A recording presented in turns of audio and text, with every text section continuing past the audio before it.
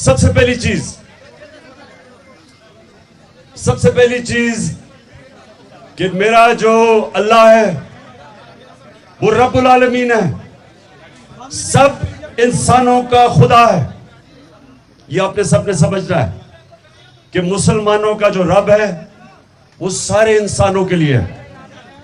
और दूसरी चीज उससे भी ज्यादा जरूरी आपको समझना है कि हमारे जो अल्लाह के पैगंबर नबी सल्लल्लाहु अलैहि वसल्लम वो रहमतुल आलमीन है, वो सारे इंसानों के लिए रहमत बन के आए थे।